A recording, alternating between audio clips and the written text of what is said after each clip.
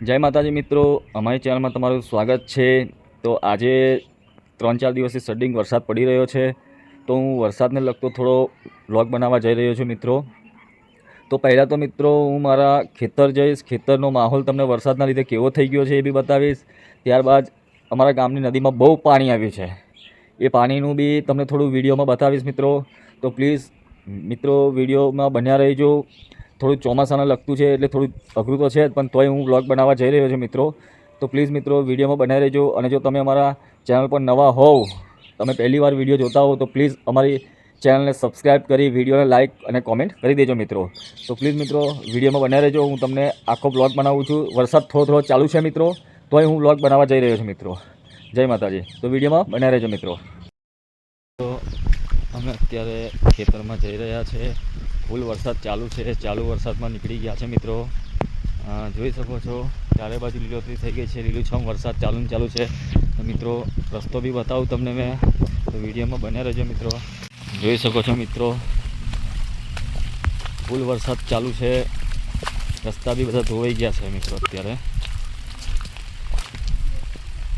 મિત્રો આમ તો આ રસ્તા પર તો બહુ સાફ નીકળે છે, પણ અત્યારે નથી, અને જો દેખાઈ જાય તો કદાચ હું તમને વિડીયોમાં બતાવું છું। જુઓ મિત્રો આવો રસ્તો છે મિત્રો અમારા ખેતર જવાનો છે ને મિત્રો। જગ્યા જગ્યાએ પાણી ભરાઈ ગયું। વરસાદ તો બહુ છે અમારા ગુજરાતનો મિત્રો। તમારી બાજુ કેવો વરસાદ છે મિત્રો કોમેન્ટમાં જણાવજો।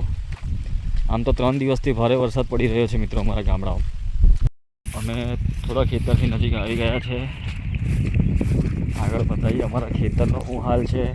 3-4 દિવસથી સખત વરસાદ પડી રહ્યો છે, તો મિત્રો વિડીયોમાં બન્યા રહેજો। આ ઊંચાણવાળો ભાગ છે એટલે આમાં કપાસ છે, આમાં પાણી ઓછું છે, પણ આગળના અમારા નીચાણવાળા જે ખેતર છે, નીચાણવાળા ખેતરમાં તમને બતાવું છું કે કેવો વરસાદ પડી રહ્યો છે મિત્રો। અને એમાં વરસાદના લીધે કેવું પાણી ભરાઈ ગયું છે એ બી બતાવો। આ કપાસ છે મિત્રો, જોઈ શકો છો તમે, પણ આમાં પાણી નથી ભરાયું એટલે મિત્રો કપાસ સારો છે। જો આમાંય પાણી ભરાઈ જાય વધારે પડતું તો કપાસ બગડી જાય। તો અતિ વરસાદના કારણે થોડું ખેતીમાંય નુકસાન તો થયું જ છે મિત્રો। જો આ લોકોએ અમારી ઉપરનું એક ખેતર છે, એ લોકોએ વધારે વરસાદના કારણે હજુ સુધી કંઈ ખેતીનો પાક લીધો નથી। જોઈ શકો છો તુવેરો છે, જોઈ શકો છો ખેતરમાં પાણી કેટલું બધું ભરાયેલું છે। હવે આ ખેતરમાં પાકને નુકસાન તરફ લઈ જઈ રહ્યું છે।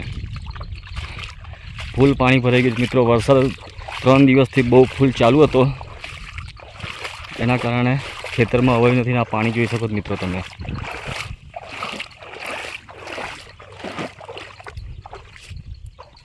જોઈ શકો છો મિત્રો ખેતરમાં પાણી,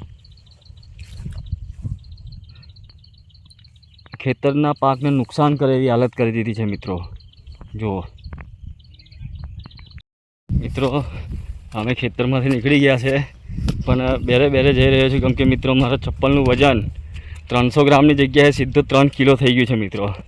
તો મિત્રો હું તમને બતાવું છું મારા ચપ્પલની હાલત। ખેતરમાં આવે એટલે આવી બધી નાની મોટી પ્રોબ્લેમો રહેવાની મિત્રો, જોઈ શકો છો। જોઈ લો મિત્રો, હવે હું થોડા પાણીમાંથી એને ધોઈ નાખીશ। તો 5 કિલોના ચપ્પલ પહેરીને ગયો તો એને પથ્થર પગમાં લગાડીને ગયો તો એવું લાગતું હતું મિત્રો।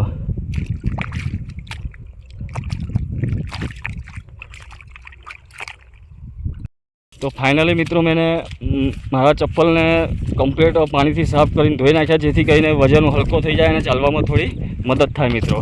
તો મિત્રો ગામડાઓના ખેતરમાં ચોમાસામાં જાવ એટલે આવી થોડી મોટી નાની મોટી મુશ્કેલી તો રહેવાની મિત્રો। ચપ્પલ ભારે થઈ જશે, કિચ્ચર લાગી જશે ઉપર। તો તમારી જોડે બી આવું બન્યું હોય તો મિત્રો પ્લીઝ કોમેન્ટમાં જણાવજો કે ખેતરમાં જતી ઘડી તમારા ચપ્પલ 300 ગ્રામની જગ્યાએ સીધા 3 કિલોના થઈ ગયા હોય। તો મિત્રો વિડીયોમાં બના રહેજો। ચોમાસાનો દિવસ છે, તો વિડીયોમાં આગળ તમને ચોમાસા લગતી થોડી ગામડાઓના દ્રશ્ય બી બતાવું છું મિત્રો। તો પ્લીઝ મિત્રો તમને આ વિડીયો ગમે તો પ્લીઝ શેર કરજો, કોમેન્ટમાં જણાવજો મિત્રો।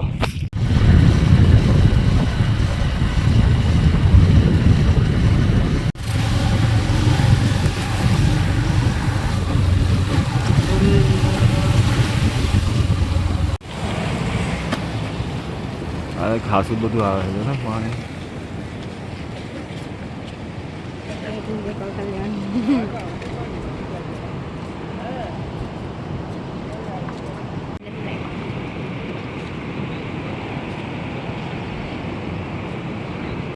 તો મિત્રો અત્યારે ફૂલ પાણી નદીમાં આવી ગયું છે. અત્યારે અમે નદીના બ્રિજ ઉપર આવ્યા છે. નદી કિનારા કરતાં બ્રિજ ઉપર જોવાની મજા આવે છે.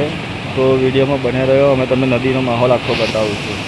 અત્યારે અમે બ્રિજ ઉપર ચડી ગયા છે નદીના. તમે પાણી જોઈ શકો છો, કેટલું ભયાનક પાણી છે, જોઈ લો.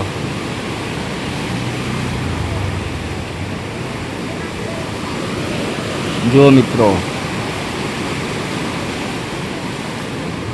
તમે મોબાઈલનું ધ્યાન રાખો.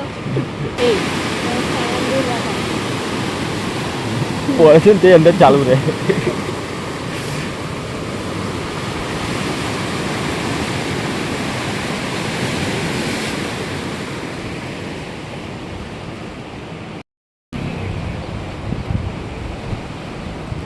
એમાંથી પુલ જતો એવું લાગે છે અમારી વંદનાને.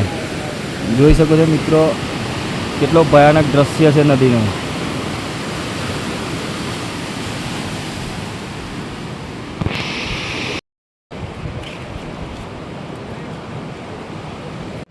તો મિત્રો, તમને અમારો વિડીયો ગમ્યો હોય તો પ્લીઝ લાઇક, શેર અને સબસ્ક્રાઈબ કરવાનું ભૂલતા નહીં. તો મિત્રો, મળીએ નવા વ્લોગમાં. ત્યાં સુધી બધાને જય માતાજી.